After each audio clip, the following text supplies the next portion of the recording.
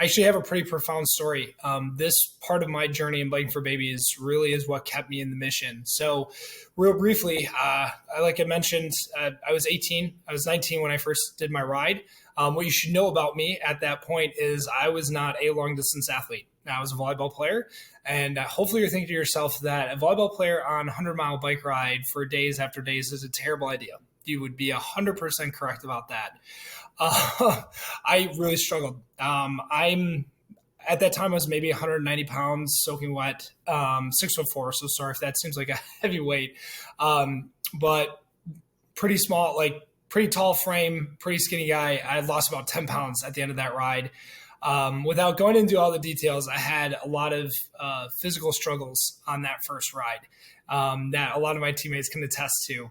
And when I got back, I looked at my parents. I said, I'm grateful I did it, but I'm never doing that again. I laid on the couch for almost 24 hours straight. That's how bad my body felt after that experience.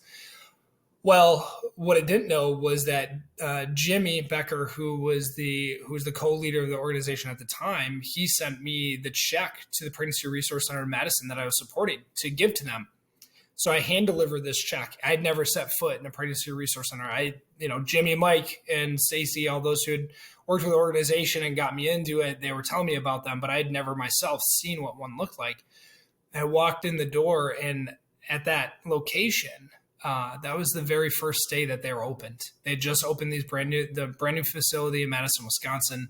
I was a student at the university down there, and they showed me the ultrasound room. They showed me the crib club, which is their kind of point system to give women these free baby equipment, toddler equipment, stuff like that.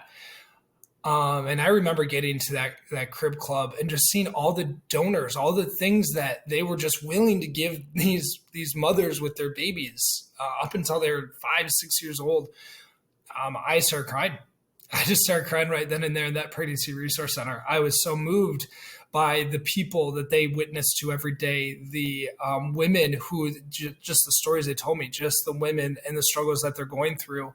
And I was just so moved by it. I handed them the check. It was a very modest $2,000. And then they were in tears. And they were so thankful. And they then asked about my story, and they couldn't believe that a college kid would ride 1,000 miles just to promote their Pregnancy Resource Center. And at the end of that conversation, the head of the Pregnancy Resource Center looks at me and she said, "So are you gonna do this again for us?" And it was the Holy Spirit talking at me, because I immediately said, "Absolutely." And I remember leaving that building. And I was like, what did I just agree to? I can't lie to these awesome people. I can't step back from that. And so from that moment on, I had been involved with Biking for Babies. And through my years, I have so many other stories, so many other pregnancy resource centers I was partners with in North Carolina, one in Tennessee this year, who had really moving stories for me. But ultimately, what it comes down to, it drove me to want to do more. It made me want to be more compassionate. It made me want to really find a way to serve these women. And if that was on a bike, if that was through fundraising, if that was through promoting pregnancy resource centers and having conversations, then that's exactly what I was going to do.